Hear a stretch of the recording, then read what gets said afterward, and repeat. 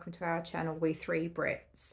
For those of you who have watched some of our vlogs already, please be aware that this is going to be a completely different vlog.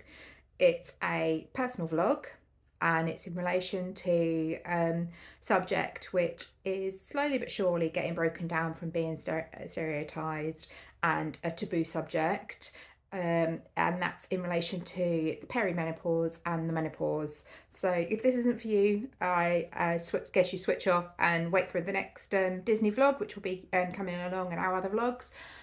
But I just wanted to get this out there as I wanted to help to try and educate some people and just to share my story, really. For those who don't know me, I'm one of the We Three Brits who just recently come back from Disney. Anyway, I wanted to share my perimenopause story. I am classed as very young to be going through the menopause. I've just turned 40 as of May. So backstory. When I was around about the age of 12, due to having heavy periods and period pains, etc., my GP put me on a combined pill, microgynon, to control my period cramps because I was having to miss quite a lot of time off of school. I then went through my time on that. I had a few times when I came off of it just because I wanted to be off of the hormones and give my body a little bit of a rest. Also tried a single pill, which I didn't really get on with, and also had a break to enable myself to have my daughter.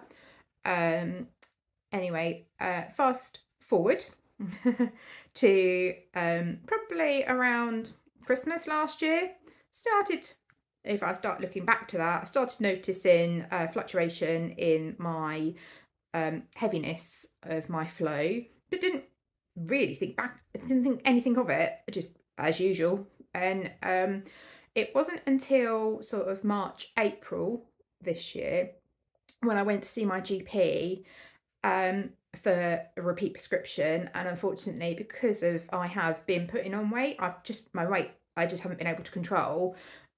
Despite trying to eat healthily, I've been gaining weight, which is actually a symptom of perimenopause, is your weight gain. My BMI was too high, and a GP wanted to transfer me onto a single pill rather than a combined pill. So I agreed to do that. Finished off the microgynon and had my break. I've always been one to have 21 days, 7-day break. So had my break. Nothing happened. My period didn't turn up. Because of my age, I panicked and thought, oh no, don't really want to be pregnant at the moment. Now I've got my daughter who is 11, who I don't really want to be continuing my family size, but took a pregnancy test anyway, negative. A couple of weeks passed, still negative. And so I phoned my GP and said, look, I've not started the new pill that you've given me. However, my periods have also stopped.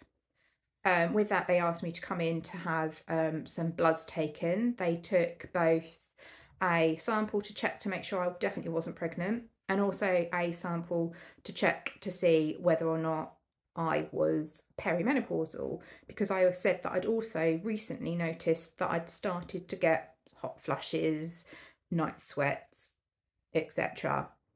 Anyway, those bloods came back as positive for perimenopause, with my figures quite high apparently. I personally don't fully understand it. Anyway, so I went away, didn't really think much of it. Fast forward to my 40th birthday in May. It was almost as if I woke up that morning and my body had decided to say, no. I was stiff. My night sweats had got worse. My day hot flushes had got worse. I was feeling queasy with them as they were sort of boiling. I describe them as boiling up from your stomach, rather than just when you walk into a hot shop and you just get hot. They like start from my stomach and starting to make me feel horrible. I was having mood swings. I was becoming quite teary at times for no apparent reason. My hair started to thin, and I just wasn't feeling very well. Anyway, we went off to um done some research. Sorry, I'd done some research on the internet and um found out about HRT and the need for me at my age to have it. Because I'm classed as young as it was to be going through the perimenopause, they recommend that I should be having it because I've got increased risk of osteoporosis, cancer, etc. So it's recommended. Anyway, thankfully, within my GP surgery, we have got a specialist in our GP surgery who specialises in the menopause, and she goes out and educates other GPs in the area. So I was like, right, I'm definitely going to book in to see her. Unfortunately, it was quite a wait to see her.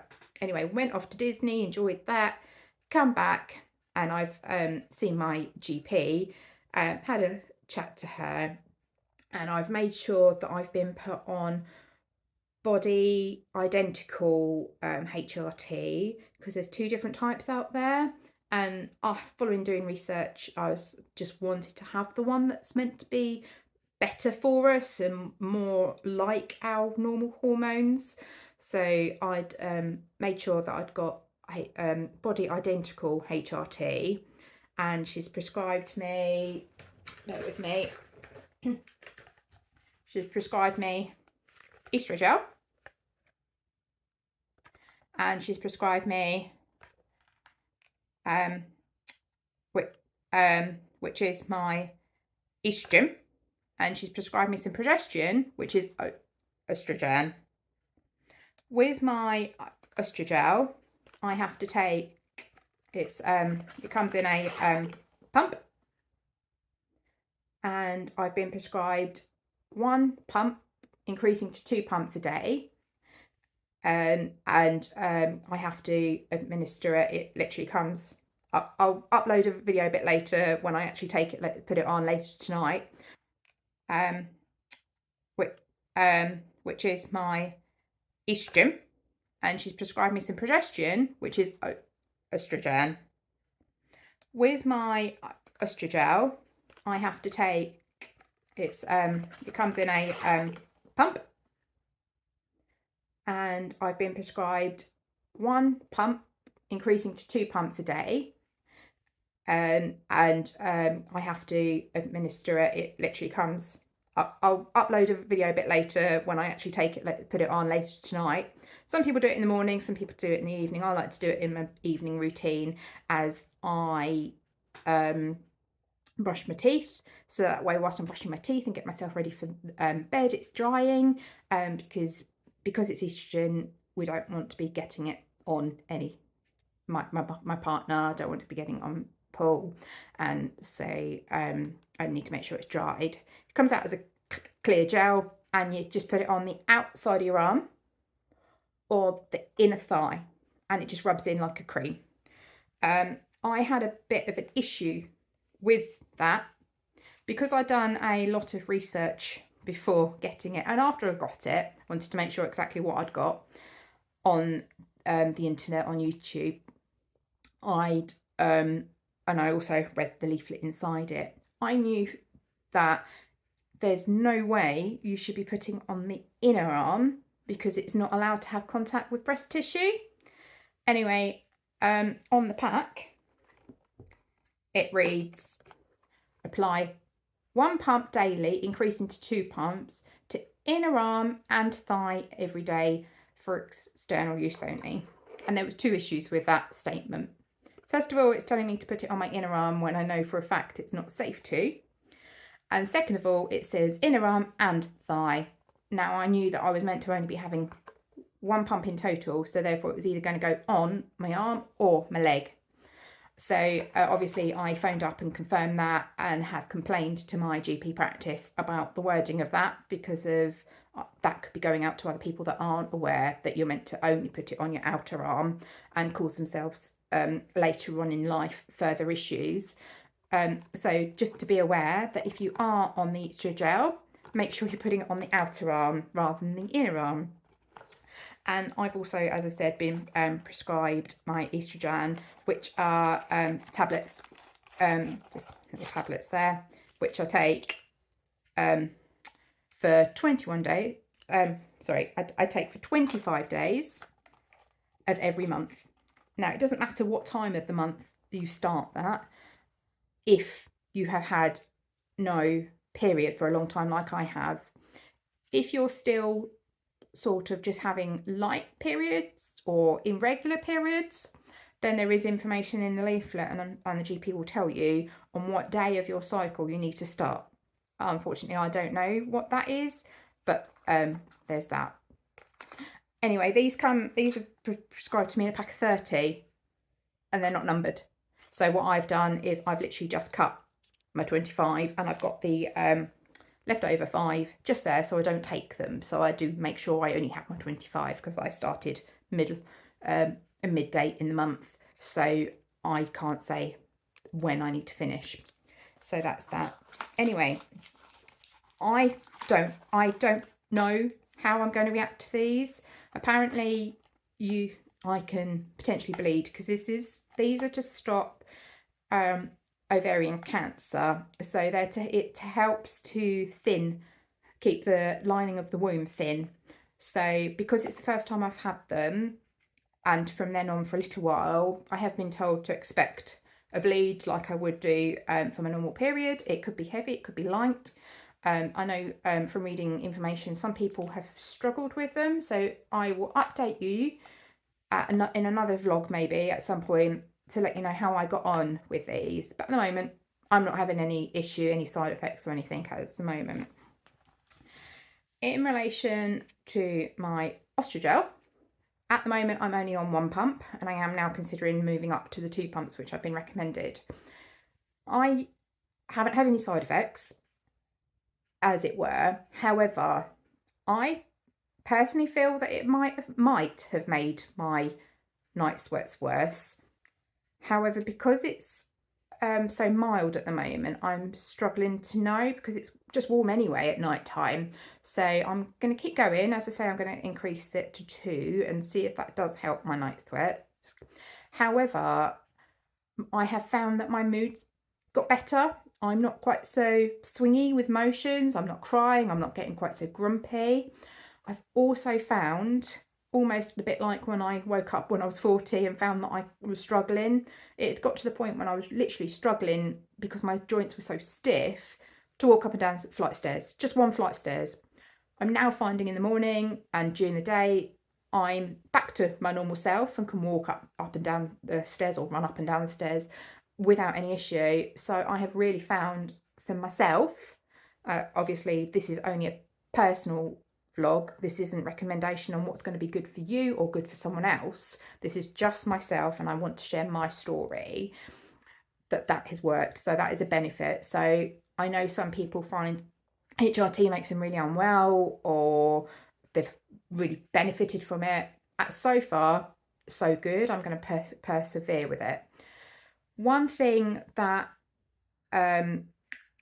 we were told once when we picked these 2 prescriptions up from GP, which I knew but I'd completely forgotten, it gone out of my head, was if you're going to be having HRT or trying HRT, even if it's just 2 prescriptions such as these, it's a really good idea to go on the NHS website, and it is the website is nhsbsa.nhs.uk, and we'll pop that up on the screen for you. And that is a annual certificate card that you can get. It costs £19.30 for the year, and that will enable you to have all of your HRT. I know it did say on the website that there was some HRTs that are not included in them, but most of them are, for that one price for the year. So actually that would work out cheaper. That's the same price as just having 2. So if I'd known that, then I would have got those for that price, and then one certificate, and then the next lot that I'll have to have would be free, basically. So I have just literally today applied for my card. I've applied for it to come in the post.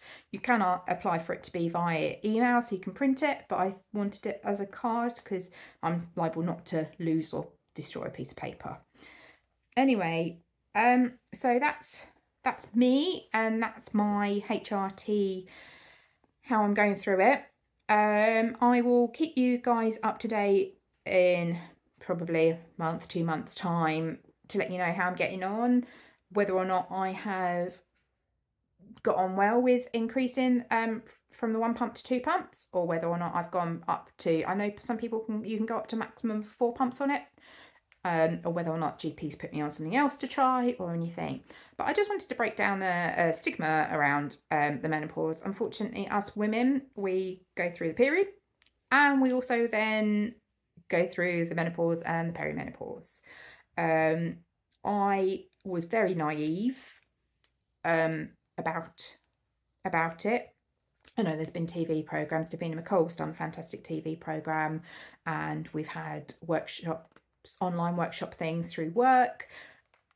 But I've never really been bothered. I was never really bothered about it until it hit me, and then I've done a lot of research, only to find there isn't much information out there for people as young as me. And whilst there shouldn't be any different information for people as young as me, I want people to know that it is normal to go through the perimenopause at the age of 40. It isn't common, but it's also okay. So, oh, there goes the phone. So yeah, so that's my perimenopause. Anyway, I hope everyone's found that hopefully a little bit helpful, a little bit interesting. And take care, you guys. Take care of your health. And I will see you in the next vlog. Anyway, take care. Bye. Hello. Right, so I thought I would show you what my routine is for these. Basically, this is the progesterone. It just pops out just a tiny little tablet there. Just water of an evening. This is how I do it anyway.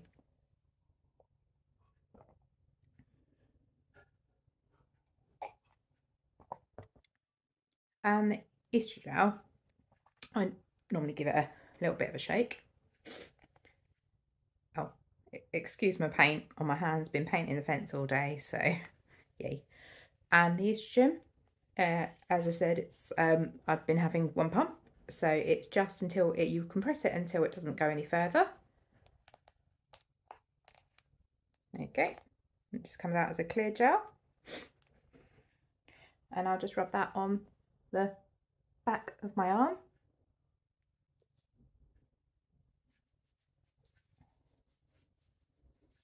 Rub it in, up to the shoulder.